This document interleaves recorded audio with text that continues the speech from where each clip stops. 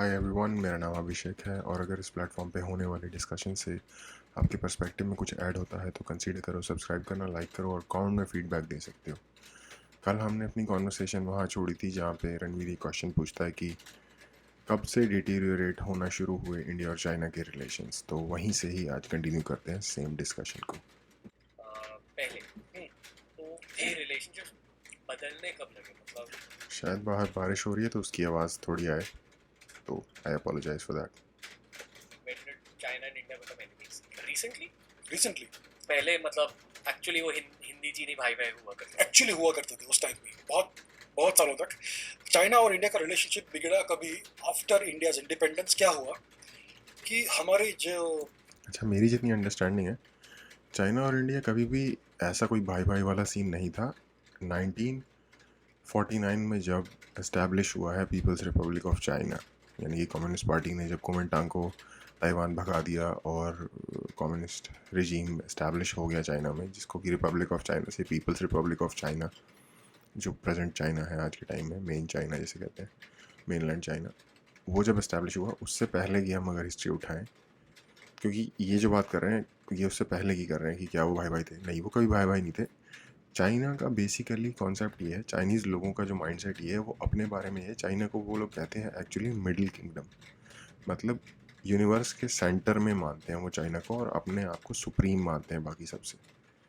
अब इसको आप एक इनबिल्ट रेसिज्म कह सकते हो, या रेसिज्म नहीं, एक इनबिल्ट मिसोजिनिस्ट, गलत वर्ड हो जाएगा, एक इनबिल्ट काइंड ऑफ थोड़ा सटल लेवल का नार्सिसिज्म कि हम ग्रेट, हम मिडिल किंगडम है, हम सेंटर में है, दुनिया के सब हमारे से या तो नीचे हैं या तो हमारे कब्जे में है या तो हमारे से नीचे हैं हायरार्की में। इस तरीके का उनका माइंडसेट है। तो कभी भी हिस्ट्री में हिंदी चीनी भाई भाई कभी भी एग्जिस्ट नहीं किया। वो एक शायद सपना था नाइविटी के लेवल का, कुछ हमारे लीडर्स का, जिनमें की कई अच्छी बातें थी और कई चीज़ों में शायद वो कुछ ज़्यादा ही आइडियलिस्ट हो गए अपने करंट प्रेजेंट दुनिया के मुकाबले, जो कि शायद इंडियंस का जनरल नेचर है। हमारा जनरल नेचर ही बहुत ज़्यादा आइडियलिस्टिक होता है जनरली। तो बस मैं यही चीज़ यहाँ पे लाना चाहता था। पहले प्रधानमंत्री थे नेहरू जी, उन्होंने इंडिया का नॉर्दर्न बॉर्डर डिमार्केट किया ही नहीं। उस टाइम पे ये इंडिया तिब्बत बॉर्डर था, लेकिन 1955 में चाइना ने तिब्बत को इन्वेड किया, कॉन्कर किया। तो ये अच्छा, नहीं, इसमें भी एक चीज़ है, बहुत सारे लोग हम देखते हैं कि बहुत सारी चीज़ों का ब्लेम नेहरू जी पे डाल देते हैं। अभी जो मैं लास्ट बात कर रहा था कि कुछ लोगों ने बहुत ही आइडियलिस्टिक, वो काइंड ऑफ नेहरू जी ही हैं उस बात का सेंटर, कि बहुत आइडियलिस्ट वो थे, लेकिन हम हर चीज़ का 100% ब्लेम उनके ऊपर नहीं डाल सकते। इंडिया 1947 के अगस्त में आज़ाद हुआ है और अगले ही साल कश्मीर का बहुत तगड़ा इशू हो गया है पाकिस्तान के साथ। 1949 में पीआरसी इस्टेब्लिश हो गया, पीपल्स रिपब्लिक ऑफ चाइना, और 50 में उन्होंने इन्वेड भी कर दिया तिब्बत को। तो उसके बाद ये हुआ कि हमारा जो बॉर्डर था और तिब्बत का जो बॉर्डर था, ओरिजिनली हमारा चाइना के साथ बॉर्डर नहीं था, तिब्बत के साथ बॉर्डर था। डीमार्केट उनको ओरिजिनली अंग्रेज़ों ने नहीं किया हुआ था। उन्होंने कुछ लाइंस बना रखी थी, जैसे कि एक मैकमोहन लाइन है जो कि अरुणाचल प्रदेश में तिब्बत और जो ब्रिटिश गवर्नमेंट थी, ब्रिटिश इंडिया, ब्रिटिश राज, उसके बीच की एक डिसाइडेड लाइन है। तो अरुणाचल में तो डिमार्केटेड है, मैकमोहन लाइन है, बट चाइना का कहना है कि क्योंकि चिंग डायनेस्टी में जो लास्ट डायनेस्टी जो चाइना को रूल करती थी, QING, किंग लिखते हैं बट बोलते उसको चिंग है, चिंग डायनेस्टी के अंडर तिब्बत आता था। तो हम, और जिस टाइम पे अंग्रेज़ों ने तिब्बतन्स के साथ वो जब डील की है, उस वक्त क्योंकि चाइनीज़ का कब्ज़ा नहीं था तिब्बत पे, तो तिब्बत ने डिसाइड किया उस मैकमोहन लाइन को। चाइना का कहना है कि हम तो उसमें थे ही नहीं और ओरिजिनल ओनर तो हम हैं तिब्बत के, तो हम उसको नहीं मानते। तो एक ये प्रॉब्लम है बड़ी। नेहरू जी को हम यहाँ गलत ठहरा सकते हैं कि वो असर्टिव नहीं रहे उस इलाके के लिए, जैसे अक्साई चिन का एरिया है या डिफरेंट जितने भी एरिया हैं इंडिया के जो कि आज के टाइम पे चाइना के कंट्रोल में है, उसके लिए असर्टिव होना चाहिए था। दोस्ती करना बहुत अच्छी बात है, लेकिन सामने वाला जब दोस्ती के पॉइंट ऑफ व्यू से आ रहा हो तब। सामने वाला अगर आपके साथ धक्का कर रहा है और आप दोस्ती की एस्पिरेशन देख रहे हो किसी भी लेवल पे, कितनी भी हाई आपके आइडियल्स हैं, but real world, real politics जिसको कहते हैं, उस पे शायद जब वो आ जाती है मुद्दे में तो वो चीज़ें शायद वैल्यू नहीं करती। बट मैं फिर भी कहूँगा कि जो डिमार्केशन वाला हर चीज़ नेहरू पे 100% डाल देना, ये काइंड ऑफ मैं थोड़ा इस चीज़ के साथ अग्री नहीं करता। बट हाँ, ये हो सकता था कि जब हम देख रहे थे कि चाइनीज़ बढ़ रहे हैं तिब्बत में, उससे ये बड़ा ब्लेम है वैसे मैं जो नेहरू जी पे डालूंगा, कि जब हम देख रहे थे कि तिब्बतन्स बढ़ रहे हैं चाइना की तरफ, तो इंडिया ने तिब्बतन्स को सपोर्ट क्यों नहीं किया। और मैंने शायद इस चैनल पे इसकी कई बारी बात की हुई है। इंडिया की एज ए कंट्री ये अबैंडनमेंट है अपने एक तरीके से, क्योंकि Tibet is like a brotherly state to India, और वो देखते भी हमें उसी तरीके से हैं, और हमने उनकी हेल्प भी की है, हमें भी ये चीज़ पता है। लेकिन हमने उनकी मिलिटरीली हेल्प क्यों नहीं की जब पीआरसी अटैक कर रहा था तिब्बत पे। तो भले ही हम हेल्प कर पाते या ना कर पाते, वो फिर भी जीत पाते या ना जीत पाते, पर फिर भी हमें वहाँ होना था उनके साथ, वो हमने नहीं किया। देखो यार, मैं हर बार जब भी कोई सिचुएशन होती है मैं गीता से विजडम लेने की कोशिश करता हूँ, क्योंकि मुझे लगता है कि शायद उससे बेस्ट क्वालिटी का सॉल्यूशन आपको प्रॉब्लम से कहीं नहीं मिलेगा। गीता में है कि जब जब धर्म की रक्षा की बात आ जाए ना, तो लड़ाई करने में कोई बुराई नहीं है, तो लड़ना चाहिए। अब अगर ना लड़ा जाए तो वो अधर्म है। किसी से नफरत करते हुए मत लड़ो, लेकिन सच्चाई और धर्म के लिए लड़ो। और धर्म का मतलब यहाँ पे रिलीजन नहीं है। धर्म और रिलीजन दो डिफरेंट मीनिंग, दो डिफरेंट वर्ड है। धर्म का मतलब है वो जो सही है, वो जो राइचियस है, वो जो करना चाहिए, वो जो होना चाहिए, सही रास्ता। जब धर्म के ऊपर रक्षा की बात आ जाती है तो लड़ने में कोई बुराई नहीं है, ये बात है। और ये हमने नहीं किया, हमने एक गलती की। डीमार्केशन तो जो भी था वो हमारा और तिब्बत का था। अगर तिब्बत एक कंट्री होती, हम थोड़ा सा लैंड उनको एक्स्ट्रा भी दे देते, मुझे कोई दुख नहीं होता, क्योंकि तिब्बत एक ब्रदरली कंट्री है। लेकिन चाइना से जब हमने उनकी हेल्प नहीं की बचाने में, ये फोटो देख लो यार जो अभी रुकी हुई है स्क्रीन पे,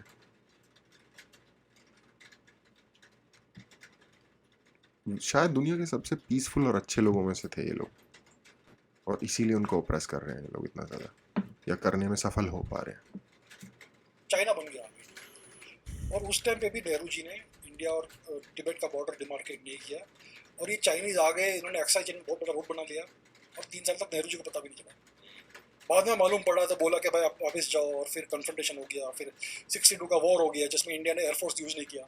एयरफोर्स था। बाय द वे, जिस रोड की बात कर रहे हैं वो अक्साई चीन के थ्रू जो जाता है रोड, वो रोड दो मेजर, सबसे बड़े जो दो प्रोविंस है चाइना के, तिब्बत और तिब्बत ऑटोनॉमस रीजन और शिंजियांग एरिया में जो दो सबसे बड़े प्रोविंसेस हैं, इन दोनों को एकमात्र कनेक्ट करने वाली एक ही वही रोड है जो अक्साई चीन से होकर जाती है। तो अक्साई चीन की इंपॉर्टेंस सोचो आप चाइना के लिए कितनी बड़ी होगी। और हाँ, तो और ये भी बात है कि हाँ, जब वो रोड कंस्ट्रक्ट कर रहे थे तो उस वक्त हमारी गवर्नमेंट क्या कर रही थी यार, Come on था लेकिन यार। यूज़ नहीं किया, तो वो वॉर भी हार गए। फिर बाद में धीरे धीरे लंबा चला भी, ये लोग उनको अरुणाचल प्रदेश भी चाहिए, सब कुछ चाहिए, इवेंचुअली सब कुछ चाहिए उनको चाइना को। कम्युनिस्ट पार्टी बहुत ही एक्सपांशनिस्ट और अग्रेसिव पॉलिटिकल एंटिटी है। चाइना हिस्टोरिकली ऐसा नहीं था, okay, but after the communist party power में आई, तब से इंडिया का रिलेशन बिगड़ गया विद चाइना। उसके पहले इंडिया और चाइना के बीच में कभी भी कन्फ्रंटेशन नहीं हुआ था। ये पूरा हिस्ट्री आप 3000 साल का देख लीजिए, एक बार भी नहीं होता कन्फ्रंटेशन। ये बहुत नया फील। उससे पहले कंसंट्रेशन होने के लिए सरकमस्टांसेस नहीं थे। आज भी इंडिया और चाइना के बीच में लोग कहते हैं कि एक फुल स्केल वॉर होना ऑलमोस्ट नेक्स्ट टू इम्पॉसिबल है। सब कुछ हो जाती है, तैयारी शो ऑफ हो जाती है, बट फुल स्केल वॉर नहीं होती, क्योंकि बीच में हिमालय है बहुत बड़ा। और आज के टाइम में जब ये इतना मुश्किल है, चलो आज के टाइम में तो मानो जेट्स हैं, मिसाइल्स हैं, तो हो भी जाएगा। हिस्टोरिकली तो ये पॉसिबल नहीं था ना, इतने हाई एल्टीट्यूड पे जाके जो आपके लड़ाई के जानवर हैं या जो लोग हैं उनका क्या बनेगा, फ्रीजिंग टेम्परेचर में वो कैसे लड़ेंगे। तो ये एक रीज़न। और चाइना एक्सपेंशनिस्ट रहा है, Tibet on and off free country और subdued country by Chinese empires रही है। चाइना ने जिनजियांग जो आज के टाइम पे प्रोविंस है, वो बहुत बड़े टाइम तक वो एक फ्री कंट्री रही है या फिर एक दूसरे एम्पायर का पार्ट रहा है जिस पे कि चाइना ने इन्वेड करके कब्जा कर लिया। तो चाइना पहले भी एक्सपेंशनिस्ट था, ये भी बात थोड़ी सी मैं यहाँ पे अग्री नहीं करूँगा इससे।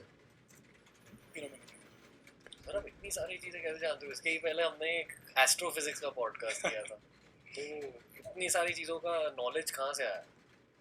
पढ़ के यार, पढ़ाई करने से। मैंने बहुत बहुत सारी बुक्स पढ़ी है, बहुत ज्यादा रीड करते हो। बहुत किया मैंने रीडिंग। तो सर ये होगा हमारा 7वां पॉइंट। अभी 8वें पॉइंट के बारे में बताओ। चलो ओके, एक बहुत इंटरेस्टिंग टॉपिक है, सुभाष चंद्र बोस और जो उनके डेथ से अटैच जो कंस्पिरेसी थियरी है। आई एम श्योर आप इसके बारे में आपने पढ़ा होगा कहीं। हाँ, सो ऑफिशियली क्या कहा गया है कि सर सुभाष चंद्र बोस एक, जैसा कि मैं डिस्कस करता था, मुझे एंथ्रोपोलॉजी बहुत पसंद है, ह्यूमन रेस और क्यों चेंजेस आए, कैसे आए, कहाँ से कहाँ तक किस तरीके के लोग होते हैं। तो सुभाष चंद्र बोस को देख के आपको, जब कभी अगर आप ऐसा सोचो कि कौन सी वो जगह है जहाँ से, जिस सीमा के बाद इंडियन फीचर से थोड़े से आप मंगोलियन फीचर में जाने शुरू हो जाते हैं, क्योंकि वो जगह कहीं ना कहीं इंडिया में ही होनी चाहिए, क्योंकि इंडिया के नॉर्थ ईस्ट में जो लोग हैं उनके मंगोलियन फीचर्स हैं, और जो नॉर्दर्न पार्ट में लोग हैं उनके जनरल जो ब्लैक आइड कॉकेशियन या जिनको आर्यन जो भी मान लो, वो वाले फीचर्स हैं। तो कहीं ना कहीं एक पर्टिकुलर एरिया होगा जिसके बाद की ज्योग्राफी में जो लोग प्रेजेंट हैं उनके वो वाले फीचर होंगे। तो मुझे जो मेरी अंडरस्टैंडिंग है वो मुझे लगता है कि बंगाल है वो लाइन, क्योंकि बहुत सारे बंगाली, ममता बनर्जी फॉर एग्जांपल, सुभाष चंद्र बोस की जो आपने फ़ोटो देखी, उनको लगता है कि उनके फीचर थोड़े से एक मिक्सचर है नॉर्थ इंडियन और जो मंगोलियन फीचर होते हैं उनका। और इसीलिए जो मैंने इनकी एक पहले वीडियो देखी थी जिसमें इन्होंने किस बंगाली लोगों की एथनिसिटी पे बात की थी, मैंने इसीलिए वो उस वीडियो ने इसीलिए मुझे इंट्रीग किया ये देखने के लिए, क्योंकि मैं काफ़ी क्यूरियस रहता हूँ कि कोई बात करे इस टॉपिक पे, कि एक्चुअली मैं ये देखने में आता है कि बंगाली लोगों के फीचर्स जो हैं वो थोड़े से मिक्स होते हैं।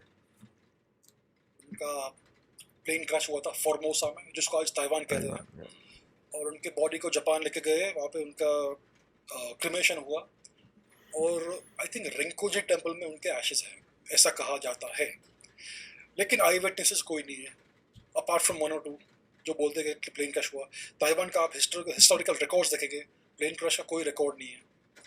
और इंडिया में एक गुमनामी बाबा थे जिनका हैंड राइटिंग एग्जैक्टली मैच होता है सुभाष चंद्र बोस से, उनका चेहरा भी पूरा मैच होता है। सो क्लियरली ये कंस्पिरेसी है उनका आफ्टर 1947 का हिस्ट्री को सप्रेस करने का। बेसिकली सुभाष चंद्र बोस बहुत ही मैग्नेटिक पर्सनालिटी थे, बहुत पावरफुल पर्सनालिटी थे। अगर उनको चांस मिलता तो इंडिया का पूरा ट्रांसफॉर्म कर देते थे, लेकिन ब्रिटिश उनको हेट करते थे क्योंकि he fought the British militarily, right. उन्होंने सत्याग्रह नहीं किया, अहिंसा नहीं किया, उन्होंने हिंसा की। तो इसके लिए ब्रिटिश लोग ने उनको मार्जिनलाइज कर दिया। और ब्रिटिश चले गए, उन्होंने नेहरू जी को बैठा दिया, और नेहरू जी का इतना ही हेटरेड था फॉर सुभाष चंद्र बोस। तो ये बात है। अभी एग्जैक्टली क्या हुआ, किस कहाँ गए सुभाष चंद्र बोस, ये हमें पता नहीं है एग्जैक्टली, क्योंकि बहुत सारे रिकॉर्ड्स अभी भी क्लासिफाइड है, अवेलेबल नहीं है टू द पब्लिक। ऐसा कहा जाता है कि उनको रशिया में इम्प्रिजन किया था, साइबेरिया में कहीं पे, स्टालिन के टाइम पे। ये भी एक कहानी है। अभी क्या एग्जैक्टली हुआ है तो किसी दिन तो होपफुली मालूम पड़ेगा, जब इंडियन गवर्नमेंट और अलग अलग गवर्नमेंट चीज़ों को भी क्लासीफाई करेंगी रिकॉर्ड्स को। लेकिन एक बात क्लियर है, he did not die in Taiwan. Most likely 99.9% Gumnami Baba was Subhash Chandra Bose, and he died in northern India. Okay, again, ये एंड ऑफ द डे आप इसको कैसे ही पुट करो, ये कैटेगरी में आएगी कॉन्स्पिरेसी थ्योरी के ही, क्योंकि खुद भी इन्होंने कहा कि एक कॉन्स्पिरेसी थी, अब ये उस पर एक थ्योरी दे रहे हैं। ये नहीं कह रहे कि ये बिल्कुल सही है, बट एक दे रहे हैं कि मोस्ट लाइकली। तो अगेन जब कॉन्स्पिरेसी पे कोई थ्योरी जाती है तो ऑटोमेटिकली वही चीज़ कॉन्स्पिरेसी थ्योरी होती है। तो अगेन कॉन्स्पिरेसी थ्योरी के बारे में जब तक हमारे पास किसी भी चीज़ के पूरे सबूत ना हो, किसी भी चीज़ को 100% नहीं कहा जा सकता। और मैं इस चीज़ से एग्री करता हूँ कि गवर्नमेंट्स फॉर्म करती हैं नैरेटिव्स या स्टोरीज़ कि ये चीज़ ऐसे हुई, ये चीज़ ऐसे हुई, जो उनको सूट करता है उनके हिसाब से। तो I mean it's totally probable कि वो उनकी डेथ फॉर्मोसा या ताइवान में नहीं हुई होगी और उनको कहीं इम्प्रिजन कर दिया होगा या लाइक गायब कर दिया होगा किसी भी तरीके से। ये मैं टोटली एग्री करता हूँ, बट इन्होंने एक बात कही कि अगर उनको मौका मिल जाता तो वो इंडिया को ट्रांसफॉर्म कर देते पूरी तरीके से। ये थॉट प्रोसेस हम हमारी कंट्री में या हमारी जैसी दूसरी कंट्रीज में अक्सर देखते हैं कि हम किसी एक बंदे से ही उम्मीद कर लेते हैं कि अगर वो बंदा आ जाए तो सब कुछ चेंज हो जाएगा, जो कि एक बहुत ही, सॉरी ये वर्ड यूज़ करने के लिए, लेकिन चाइल्डिश सोच है। एक बंदा कुछ नहीं कर सकता होता। बहुत सारे लोग, ली कुआन यू जो सिंगापुर के जो लीडर थे, जिन्होंने सिंगापुर को एक शैबी कोस्टल टाउन से एक सुपर हब बना दिया बिजनेस का, लाइक एक अल्ट्रा मॉडर्न कंट्री बना दिया, उनका एग्जांपल देते हैं कि एक बंदे ने कर तो दिया ट्रांसफॉर्म एक जगह को। उस बंदे ने एक तो किस तरीके की पॉलिसीज़ पहली बात अपनाई जिस पे कि बहुत सारे लोगों के जो फ्रीडम्स वो छोड़ना नहीं चाहेंगे वैसे फ्रीडम्स कर्व हुए, पहली चीज़। उससे भी बड़ी चीज़, उस बंदे के पास जो एरिया एडमिनिस्टर करने के लिए था वो था एक सिटी स्टेट। सिंगापुर एक सिटी है, एक राज्य भी नहीं है। गोवा के साइज़ का एक राज्य भी नहीं है, सिक्किम के साइज़ का एक राज्य भी नहीं है। मैं इंडिया के सबसे छोटे स्टेट्स की बात कर रहा हूँ, माइक्रो स्टेट्स की। वो एक सिटी है। एक सिटी को शायद एक बंदा हैंडल कर सके, जो कि, और वो भी इतना केपेबल बंदा जिसका कि फोरमोस्ट एग्जाम्पल है दुनिया में, ठीक है। जनरली वो है, और वो भी रूल ऑफ एक्सेप्शन है। जनरली जब एक बंदे के हाथ में कमांड आती है और उसके ऊपर हर लोग इतना कोई भरोसा कर लेता है कि ये तो सब कुछ ठीक कर देगा, तो जनरली नॉर्थ कोरिया वाला हाल हो जाता है या फिर क्यूबा वाला हाल हो जाता है, जो कि जहाँ पे आज भी राइट हो रहे हैं। नॉर्थ कोरिया में आज भी लोग भुखमरी से मर रहे हैं, क्योंकि एक, और मैं ये नहीं कह रहा कि सुभाष चंद्र बोस उस तरीके के डेस्पॉट होते, या यहाँ पे ये नहीं है मेरी बात का कहने का मतलब ये है कि एक इंसान एक कंट्री को ट्रांसफॉर्म नहीं कर सकता होता, और स्पेशली इंडिया जैसी कंट्री को तो भूल ही जाओ, जहाँ पे इतने सारे ग्रुप्स हैं और उनके इतने सारे डिफरेंट लेवल के इंटरेस्ट हैं। एक छोटा सा टॉपिक भी जहाँ इतना मुश्किल बन जाता है, जिसमें कि एक एक्शन किसी एक ग्रुप को नुकसान पहुंचा रहा होता है, दूसरा एक्शन किसी और ग्रुप को नुकसान पहुंचा रहा होता है, तो एक छोटे से इशू पे भी कितनी ज़्यादा। यूनिफॉर्म सिविल कोड कितना स्ट्रेट चीज़ है कि समझ में आता है कि हर किसी पे एक सिविल कोड अप्लाई होना चाहिए, पर हमारे यहाँ दिक्कत है लोगों को। यही लोग जब किसी वेस्टर्न कंट्री में रहने जाते हैं तो वहाँ पे जो यूनिफॉर्म सिविल कोड इम्पोज है, वहाँ पे उससे इनको प्रॉब्लम नहीं है। वहाँ पे जो इम्पोज यूनिफॉर्म सिविल कोड है वहाँ पे ये रहना चाहते हैं, अमेरिका, इंग्लैंड, कनाडा, इन कंट्रीज़ में। लेकिन इंडिया में अगर यूनिफॉर्म सिविल कोड है तो उससे दिक्कत है। अब है तो दिक्कत क्या कर सकते हैं। मुझे पर्सनली इसमें कोई दिक्कत नहीं, क्योंकि हर किसी के साथ अगर एक जैसा व्यवहार हो रहा है तो वो इक्वालिटी है। तो इस चीज़ से मैं अग्री नहीं करता कि अगर सुभाष चंद्र बोस को मिल गई थी तो वो ठीक ही कर देते। ये याद रखिए कि एक बंदा जो एक काम करने में बहुत माहिर हो सकता है वो दूसरा काम करने में उतना माहिर ना हो। लोगों को इकट्ठा करके अंग्रेज़ों के अगेंस्ट रिवोल्ट करने में, लड़ाई करना एक काम होता है, और कंट्री को एडमिनिस्टर करना एक दूसरा काम होता है, ठीक है। एग्जाम्पल देता हूँ मैं आपको।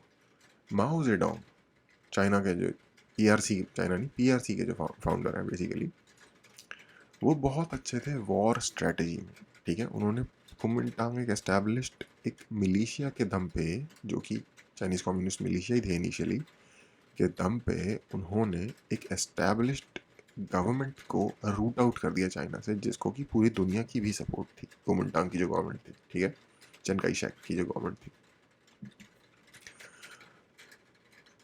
तो यानी कि वो बहुत ज़बरदस्त मिलिट्री स्ट्रेटजिस्ट माने जा सकते हैं। पर जब बारी आई चाइना को रूल करने की और एडमिनिस्टर करने की, तो उनसे बड़ा शिट स्टॉर्म किसी ने नहीं फैलाया होगा शायद दुनिया में आज तक, ठीक है। उससे बड़ा, मेरे 0% रिस्पेक्ट है माओ की मेरी आंखों में। हिटलर से ज़्यादा शायद मैं नफरत करता हूँ माओ से।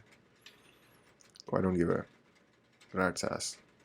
सो उससे ज़्यादा बड़ा गंद किसी ने नहीं मचाया, ठीक है। तो समझने वाली बात ये है, एक बंदा हो सकता है एक काम में बहुत अच्छा हो, लेकिन दूसरे काम में हो सकता है वो पूरी तरीके से like he shit all over, ऐसा हो सकता है। After independence, after independence, much after, शायद 60s या 70s में। हाँ मोस्ट लाइकली यस। तो ये एक bonus non ancient India point हो गया, पॉइंट नंबर 8। सर अभी हम नेहरू की बातें कर रहे हैं, सुभाष चंद्र बोस की बातें कर रहे हैं, ये फ्रीडम फाइटर्स थे।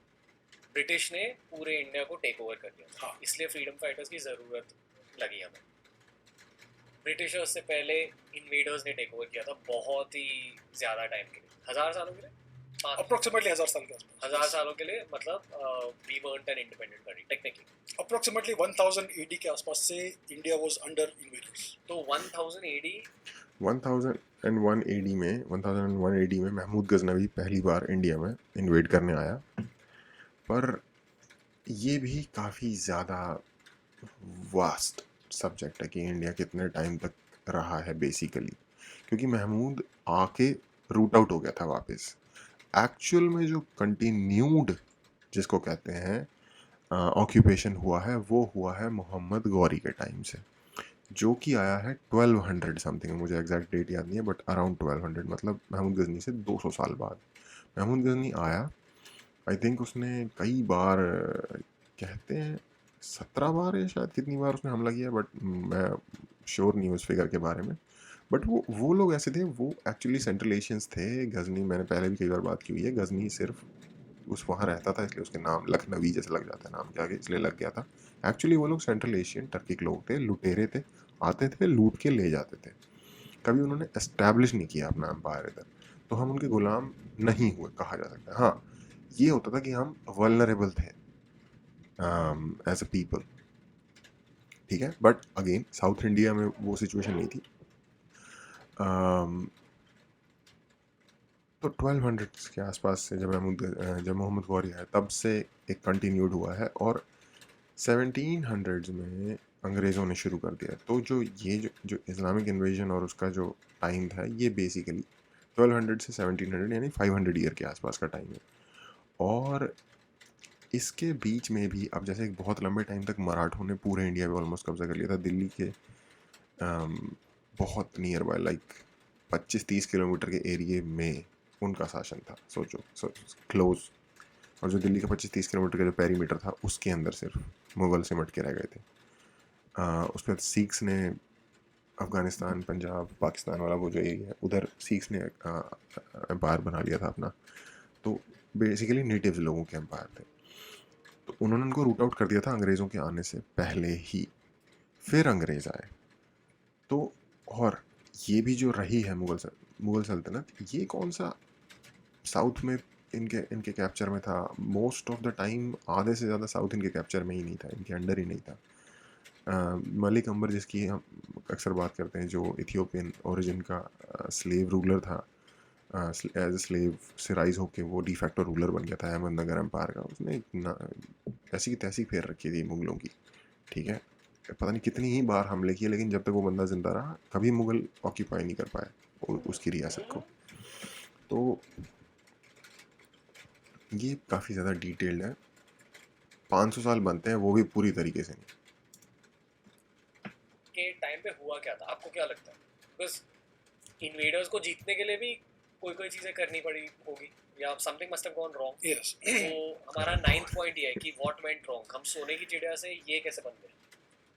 एसेंशियली क्या हुआ कि हमारा पॉलिटिकल यूनिटी फ्रैगमेंट हो गया। अभी हिस्ट्री एक साइक्लिक चीज़ है। इंडिया में कभी कभी Yes. बहुत बड़े बड़े एम्पायर्स हुए, जैसे मौर्यन एम्पायर, जिन्होंने पूरे इंडियन सबकॉन्टिनेंट को यूनिफाई किया। कुशान एम्पायर हुआ कनिष्क के अंडर, जिन्होंने इंडिया को बहुत ज़्यादा एक्सपेंड किया। और कुछ ऐसे कहने को तो कुशान्स भी सेंट्रल एशियन थे वैसे। ऐसे टाइम आए हैं जब India was fragmented into small states. Mahajanapada थे 16। ये वही मौर्य से पहले काम था। तो जब ये टर्किक इन्वेजन शुरू हुए, उस टाइम पे इंडिया का पॉलिटिकल यूनिटी नहीं था, अलग अलग किंगडम्स थे। ओके, कुछ 10-15 किंगडम्स हो गए। टर्किक इन्वेजन मतलब वो गाजी और गजनी और वो सब। यस, जो हम जिसको इस्लामिक इन्वेजन्स बोलते हैं, they actually were Turkic Turkic जिसको हम invasions, मुगल yes. बोलते हैं, वो भी तुर्क थे। टर्की की थे, यस। इंडियंस उनको मुगल बोलते हैं फॉर सम रीजन। ये मंगोल नहीं थे, ये तुर्क थे।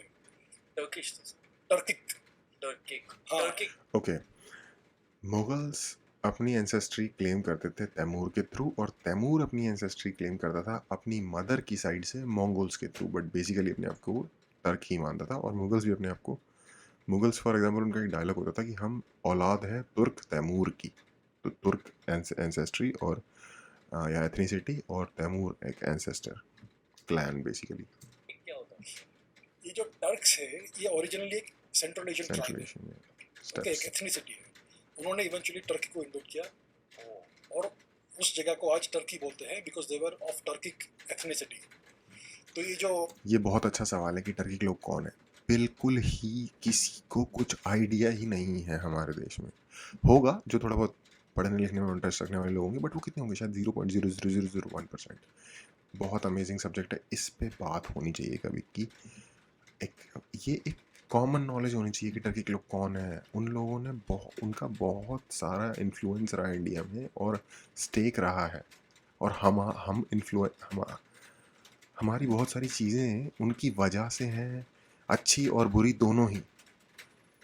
तो इनके बारे में नॉलेज आई थिंक बहुत ज़्यादा वास्ट होनी चाहिए यार। बाबर था, वो तुर्क था, उसकी भाषा मंगोल नहीं थी, मुगल नहीं थी, या उसकी भाषा तुर्किक थी। आज के टाइम पे उज़्बेकिस्तान में एक जगह है जिसको कहते हैं फरगाना वैली, वहाँ से आया था बाबर। उसकी भाषा शायद जगाताई लैंग्वेज थी, which is a Turkic language. जगह टर्की दिखते कैसे थे? एशियन दिखते थे? Central Asians. जैसे आज के जमाने में कौन सी? More वाइट like और Chinese. चाइनीज़ के मिक्स। More like Chinese. तो ये सब मोर लाइक चाइनीज, वो वाइट और चाइनीज़ के मिक्स होते हैं। वो आपको लगेगा कि किसी वाइट आदमी ने किसी चाइनीज़ से शादी कर ली है और उसका जो बच्चा पैदा होगा वो कुछ उस आई मीन मैं डेनिग्रेट करने की कोशिश नहीं कर रहा। डिपेंडिंग ऑन कि वो किस जगह पे है सेंट्रल एशिया में और किस क्लैन से बिलोंग करते हैं, they could look more like European, और they could look a lot like Chinese. So जो मंगोलियन फीचर्स होते हैं बेसिकली। चाइनीज़ तो हम क्यों बनाएं सबको। फॉर एग्जांपल जो वेस्टर्न कजाकिस्तान है, जो कि ऑफ कोर्स सेंट्रल एशिया का पार्ट है, लेकिन वो यूरोप में कंसीडर होता है। कजाकिस्तान का जो मोस्ट एक्सट्रीम वेस्टर्न पार्ट है, और वहाँ के लोगों से अगर आप जाके मिलोगे तो they would look to you like Europeans और लाइक वाइट रशियंस। तो ये चीज़ है। टर्किक इन्वेजन्स थे, ओके, ये लोग अरब नहीं थे, ये टर्क्स थे। सेंट्रल तो एशियन। इन्होंने अप्रोक्सीमेटली 1000 ईडी के आसपास इंडिया को इन्वेट करना शुरू किया इन फुल फोर्स। उसके पहले भी 300 साल के आसपास बहुत ट्राई किया, कुछ हुआ नहीं। लेकिन इवेंचुअली इंडिया का सब पॉलिटिकल खत्म हो यूनिटी गया। नहीं था, इसके लिए अलग अलग किंगडम्स कोऑपरेट नहीं करते थे। शायद ईगो की वजह से। ईगो का भी पॉसिबिलिटी है। और दूसरी बात यह है कि कुछ राजाओं को नेशनल इंटरेस्ट का कंसेप्ट नहीं था। फॉर एग्जाम्पल एक बहुत महान राजा है, बहुत शूरवीर है, पृथ्वीराज चौहान। अभी उन्होंने ये जो कौन था, गजनवी था, घोरी था, वन ऑफ दीज टू, उसको गौरी। डिफीट किया बैटल ऑफ तराइन में, उसको जाने दिया। गौरी, मोहम्मद अब गौरी। ऐसा नहीं था कि पृथ्वीराज चौहान को मालूम नहीं था कि ये लोग क्या करते हैं जब ये जीतते हैं, उसको मालूम था, फिर भी उसने जाने दिया उसको, क्योंकि इसने रिक्वेस्ट किया, प्लीज मुझे छोड़ दो। अगली बार बैटल हुई, पृथ्वीराज चौहान मर गया। एक्चुअली वो कैप्चर हो गया, उसको अफगानिस्तान लेके गए खो में। और वहाँ पे उसकी बहुत बुरी तरह से हत्या की। और पृथ्वीराज चौहान की जो किंगडम है उसकी क्या हालत हुई तो मैं बोलना भी नहीं चाहूँगा, बहुत बुरी हालत हुई, औरतों की, बच्चों की, एक्सेट्रा। देखा जाए तो पृथ्वीराज चौहान को हम एक महान योद्धा मानते हैं, सब कुछ मानते हैं, लेकिन हम शायद पूरी तरीके से ईमानदार नहीं है। ठीक है, वो महान योद्धा था, वो वीर था, उसको माफ़ करने का शौक़ था, ठीक है, एक बड़ा दिल था उसका, उसने उसे माफ़ कर दिया, लेकिन क्या उसकी जिम्मेदारी नहीं थी एज अ राजा अपनी प्रजा के प्रति की इनकी सेफ्टी मेरी जिम्मेदारी है। उसके एक गलत डिसीजन की वजह से, मैंने बताया ना अभी थोड़ी देर पहले कि एक्चुअल ऑक्यूपेशन जो इंडिया का हुआ है वो मोहम्मद गौरी के टाइम से हुआ है, और मोहम्मद गौरी एक्चुअली पृथ्वीराज चौहान को बीट करके इंडिया में आया था। कुतुब मीनार हम सब ने सुना है, उसका ही एक जनरल जिसने कि इनहेरिट किया उसका शासन, उसकी सल्तनत, जो उसने दिल्ली सल्तनत बिल्ड की थी, कुतुबुद्दीन ऐबक, उसके नाम पे कुतुब मीनार बना हुआ है, जो कि आज भी क्लियरली प्रूवन है कि हिंदू टेम्पल को तोड़ के बनाया है। वहाँ पे मूर्तियाँ हैं अवेलेबल, जाके अभी भी देख सकते हो। प्रवीण मोहन का एक चैनल है यूट्यूब पे, उसने पूरा शूट करके सामने दिखाया कि ये देखो यार, कुतुब मीनार के इंटरनल ग्राउंड में, हाफ बरीड ग्राउंड में मूर्तियाँ हैं। तो ठीक है, किसी को मीनार बनाना है अपनी जीत का, बनाना चाहिए, लेकिन किसी और के रिलीजियस स्ट्रक्चर को तोड़ के बनाना, आई डोंट नो, उनके शायद अपने ही कुछ कोड होंगे जो कि ऑफ कोर्स एबोरेंट है, लेकिन हमें थोड़ी अपनी भी तरफ देख लेना चाहिए। आपको इतना घमंड है अपनी वीरता पे कि आपने उसे कहा जा यार तू क्या कर लेगा मेरा है, और कर लिया। फिर उसने जवाब करना था, उसने पृथ्वीराज चौहान की आंखों में सलाखें घुसाई थी गर्म करके, ऐसे मारा उसने उसे। as as far as much as you are a great warrior, you have to be smart too to run an empire, नहीं तो यही हाल होगा। पृथ्वीराज चौहान को ये बिल्कुल मालूम था कि अगर ये लोग जीत गए तो मेरे लोगों की क्या हालत करेंगे, फिर भी उसने उसको जाने दिया। सो क्लियरली उसका जो कंसेप्ट था नेशनल इंटरेस्ट का वो गलत था, क्योंकि चाणक्य ने क्या कहा है कि the highest morality for a king is that his kingdom should prosper, right. ये बात है। अभी अगर आप एनिमी को जाने देते हो तो आपका किंगडम प्रॉस्पर कैसे होगा? सो ये नेशनल इंटरेस्ट का फंडामेंटल उल्लंघन है, वायोलेशन है कि आप इतने बुरे एनिमी को छोड़ दे टोटली अग्री, उसको जाने दे रहा हो विद हिज आर्मी।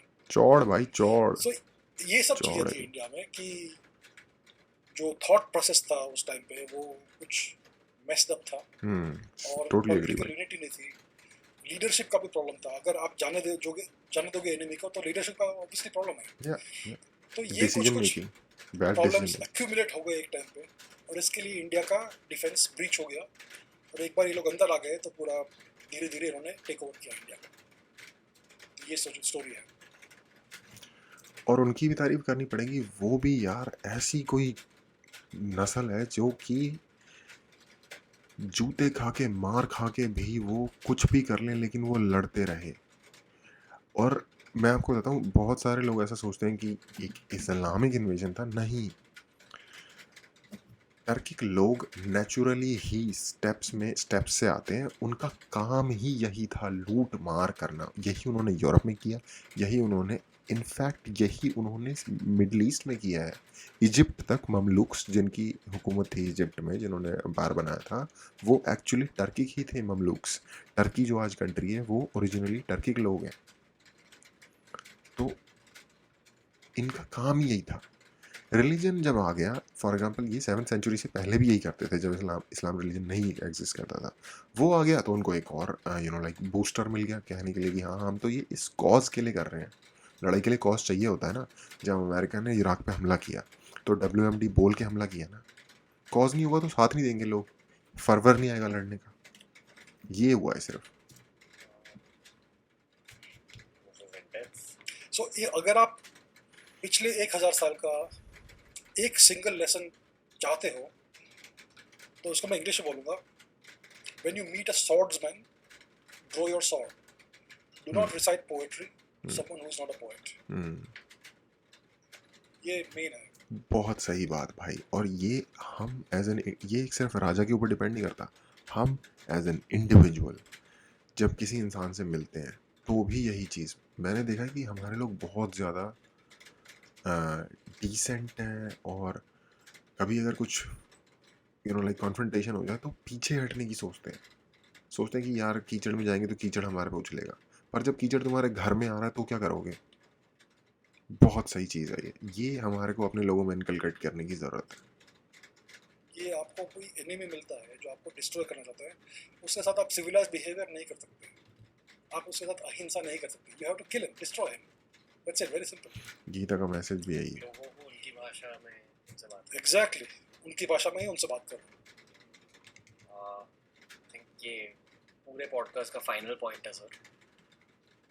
आप जो भी आपको कहना है एंशिएंट इंडिया के बारे में, अगर एक बड़ी टीचिंग है एंशिएंट इंडिया से, बात सबसे इम्पोर्टेंट क्या है कि हमारी जो सिविलाइजेशन है वो दुनिया के सबसे पुराना सिविलाइजेशन है, सबसे पुराना कंटिन्यूसली एग्जिस्टिंग सिविलाइजेशन। दुनिया में और कोई भी एथनिक ग्रुप नहीं है या कल्चरल ग्रुप नहीं है जो कम से कम 10,000 साल से अनचेंज चले आ रहा है।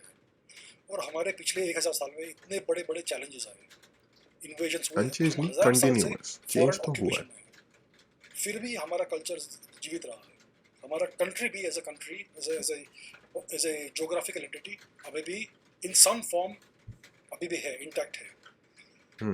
So one and only we are the world's greatest civilisation, ये हमें जानना है। हमें आज क्या है कि हमारा एजुकेशन सिस्टम हमें हमारे अंदर वो प्राइड इंस्टिल नहीं करता कि हम एक महान लोग हैं, हम एक महान संस्कृति है, हम एक महान सभ्यता है, बट लेकिन हम है। और इसको अंडरस्टैंड करने के लिए हमें हिस्ट्री सीखनी चाहिए, क्योंकि अगर आप अपना हिस्ट्री नहीं जानोगे तो आप अपने आप को नहीं जानोगे। आप अच्छा, यहाँ पे ना मैं थोड़ा सा डिफर करता हूँ, थोड़ा सा, आई मीन थोड़ी सी डिटेल में प्रॉब्लम है। आई थिंक हमारे यहाँ लोग समझते हैं कि हम एक महान संस्कृति हैं, समझते हैं लोग ये। हमारे यहाँ लोग ये नहीं समझते कि मैं एज एन इंडिविजुअल एक इक्वल ह्यूमन हूँ किसी भी और ह्यूमन के मुकाबले में, और मेरी रिस्पेक्ट किसी भी और बंदे से कम नहीं होनी चाहिए। ठीक है, इंडिविजुअल लेवल पे हम छोटे छोटे फ़ायदों के लिए, छोटे छोटे चीज़ों के लिए जैसे किसी के आगे बहुत ज़्यादा झुक जाते हैं, वो जो प्रॉब्लम है ना, हमें एक इंडिविजुअल लेवल का इंटरनल प्राइड, इंटरनल एक कॉन्फिडेंस बिल्ड करना है। जो नेशनल प्राइड है और संस्कृति को लेके प्राइड है वो आई थिंक है, पर है प्राइड है, बट हम उसके अकॉर्डिंग एक्ट नहीं करते, ये प्रॉब्लम है। एक चीज़ हम उसके अकॉर्डिंग एक्ट नहीं करते, दूसरी चीज़ हमारे अंदर इंडिविजुअल लेवल पे सेल्फ नहीं है, सेल्फ कॉन्फिडेंस नहीं है, आई मीन। और समझ में आता है, जिस लोगों को 1000 साल से लगातार प्रॉब्लमों को झेलना पड़ रहा हो, और इनफैक्ट अगर थोड़ी सी क्रूड भाषा में बोला जाए तो जूते खाने पड़ रहे हो बेसिकली, ठीक है, किसी और की गलतियों की वजह से, रूलर्स की गलतियों की वजह से, उनके खुद के प्राइड, अकड़ जो भी है उसकी वजह से, चौड़ की वजह से, ठीक है, और उस जूते खाने के प्रोसेस में उनका सब कुछ छिन गया, उनके पास खाने के लाले पड़ गए, बहुत गरीबी देखी, तो शायद एक बंदा झुके झुके झुके झुके झुक ही जाता है, उसके शरीर का स्ट्रक्चर ही टेढ़ा हो जाता है। वो चीज़ कहीं ना कहीं हो गई है, और अभी तो सिर्फ 70 साल हुए हैं आज़ादी को इसमें बिल्ड होने में, क्योंकि जब आप एक ट्रॉमा में होते हो उससे बाहर निकलने में टाइम लगता है। जब 10-15 नस्लें चली जाएंगी तो मुझे लगता है, 10-15 नस्लें भी तो थोड़ा ज़्यादा कह रहा हूँ मैं, अभी तो आज़ादी से हमारी कितनी नस्लें हुई हैं, 1 2 3 या 4 कह लो ज़्यादा से ज़्यादा, 10 नस्लें बाद शायद जो हम आज देखना चाहते हैं वो अपनी फुल फॉर्म में, फुल फ्लेज एग्जिस्ट करेगा। ये मेरी अंडरस्टैंडिंग है। सच में क्या हो, if you don't know your history you have no future. So of course history पढ़ो भाई। ये सबके लिए बहुत इंपॉर्टेंट है कि आप अपना हिस्ट्री खुद से रिसर्च करो। टेक्स्ट बुक्स में कुछ नहीं मिलेगा। टेक्स्ट बुक्स में हम पढ़ेंगे तो हमें लगता है कि हम टेक्स्ट बुक में कॉन्टेक्स्ट मिलेगा आपको, पढ़ो टेक्स्ट बुक को ही पढ़ो, पर आंखें खोल के। हमारा हिस्ट्री लीनियर है, linear step by step by step, लेकिन एक्चुअली हमारा हिस्ट्री बहुत फ्रेगमेंटेड है, बहुत सारे मिसिंग पीसेस हैं। तो वो मिसिंग पीसेस हमें अपने आप से, खुद से, out of our own interest research करके ढूंढना पड़ेगा। Until textbooks are rewritten, तब तक हमें खुद थोड़ा रिसर्च करना पड़ेगा। लेकिन मेन बात है कि we are one of the greatest civilisations, if not the greatest civilisation in the world. Yes, ये मैं एग्री करता हूँ, हम one of the greatest civilisation है। हम अपने आप को ग्रेटेस्ट इसलिए नहीं क्लेम कर सकते क्योंकि जब हम अपने आप को ग्रेटेस्ट क्लेम कर देते हैं जिस मोमेंट में, उसी मोमेंट में हम दूसरे वाले को ऑटोमेटिकली लेस देन अस भी कह देते हैं, ठीक है, इम्प्लाइड मीनिंग है, ठीक है। मैं कोई बहुत पाकिस्तान हेटर नहीं हूँ, जैसे जनरली लोग हमारी कंट्री में थोड़ा सा हेट वाले उसमें आ जाते हैं, क्योंकि हेट एक ऐसा इमोशन है जो शायद अननेसेसरी है। अगर आपको ह्यूमन लेवल पे ग्रो करना है तो किसी से भी हेट मत करो। किसी के गलत काम को क्रिटिसाइज करना विदाउट हेट पॉसिबल है, वो चीज़ अगर सीख सकते हो तो सीखो, ठीक है। तो मैं पाकिस्तान हेटर नहीं हूँ, मुझे पता है वहाँ बहुत एक से एक ज़बरदस्त अच्छे से अच्छे लोग रहते हैं, लेकिन फिर भी मुझे पाकिस्तान के नाम से प्रॉब्लम है। Pakistan land of the pure, ठीक है, यानी कि ये लैंड ऑफ द प्योर है और जो बाकी है वो अनप्योर है, ठीक है। ये इस तरीके के क्लेम्स करना ना अपने बारे में ग्रैंडर वाले, और हाल आपके जो हैं वो दुनिया देख रही है, ठीक है, ये प्रॉब्लम है। अगर हम अपने को ग्रेटेस्ट बोलने लगेंगे तो हम वही गलती पे चले जाएंगे जिस पे कि वो चले गए हैं।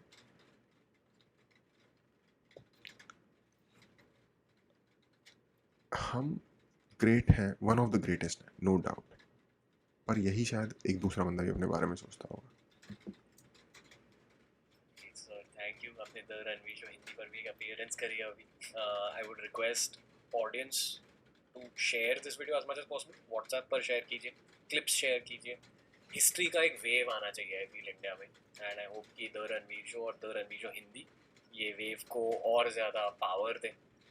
Thank you sir. Most welcome. I am hoping to create a lot more with you. ऐसे ही बहुत ज़्यादा एपिसोड्स करेंगे. अगर आपको कोई स्पेसिफिक टॉपिक पर एपिसोड चाहिए, सर फिजिसिस्ट भी है और अलग अलग सब्जेक्ट्स के बारे में भी जानते हैं, नीचे कमेंट कर दो. सर ने मैंने अभी बात करी है कि शायद हम एवरी मंथ एक शूट करेंगे, देखते हैं. तो please comment down below and let's create some insane content and Absolutely. Change mindset sir. शायद अभी जो हिस्ट्री बुक्स लोग पढ़ रहे हैं इतने कुछ खास नहीं है, बट फ्यूचर के हिस्ट्री बुक्स शायद ऑडियो बुक्स होंगे. बिल्कुल ही ऐसे, Absolutely. क्या पता. Yes. और एक ज़माने में बुक्स को जलाया जा सकता था, ऑडियो फाइल्स को जलाया नहीं जा सकता. तो I hope that we accumulate a big library. बिल्कुल. Thank you. Thank you so much. अच्छा, सही बात की लड़के ने. आई थिंक वीडियो ख़त्म हो गई है यहाँ पर. यस, मैं अप्रिशिएट करता हूँ कि इसने ये जेस्चर दिखाया और ये क्या कहते हैं टास्क लिया अपने ऊपर कि हिस्ट्री पे बात करें अपने शो पे. क्योंकि जब आप बात करते हो तो उससे आइडियाज़ निकल के आते हैं, स्प्रेड होते हैं. बेसिकली बुक्स या डिबेट्स या ये सब चीज़ उसी चीज़ का ही एक पार्ट है. और मुझे भी इसको देखने में, इसके बारे में बात करने में बहुत मज़ा आया. और मैं इनकी बहुत रिस्पेक्ट करता हूँ, अभिजीत चावला की. इनकी मैंने जो पहली ही वीडियो, जो मेरी फेवरेट वीडियो है, जो देखी थी चंगेज़ खान के बारे में, मैं बहुत ज़्यादा इनसे इंस्पायर हुआ. क्योंकि मैं चंगेज़ खान को एक बहुत ही डिफरेंट लाइट में पर्सनली भी देखता हूँ. ठीक है, कोई बंदा ना सिर्फ क्रूएल्टी के दम पे पूरी दुनिया पे कब्जा नहीं कर सकता. कुछ क्वालिटीज़ रही होंगी और जब उसकी पर्सनल स्टोरी पढ़ते हो तो आपको लगता है यार बंदा तो सही था, दुनिया ने हरामी बना दिया क्योंकि दुनिया हरामी है. ठीक है, तो मुझे तो पर्सनली पसंद है वो एज ए कैरेक्टर, और हमेशा से ही रहा है. और जब इन्होंने बताया ना कि भाई वो कोई इतना सिर्फ क्रूअल बारबेरियन नहीं था, there was a method behind madness. ठीक है, तो मैं तभी से इनको बहुत अप्रिशिएट करता हूँ. बट ठीक है, इनका एक सोचने का तरीका है और इनका हर बंदे का होता है, मेरा भी अपना खुद का है. तो मैं सिर्फ इस चीज़ को थोड़ा सा खोल के पेश करने की या खोल के प्रेजेंट करने की कोशिश कर रहा था. बहुत मुझे मज़ा आया. आई होप मेरे इस कंट्रीब्यूशन से कुछ ऐड ही हुआ होगा इस कॉन्वर्सेशन में. देखने के लिए थैंक यू.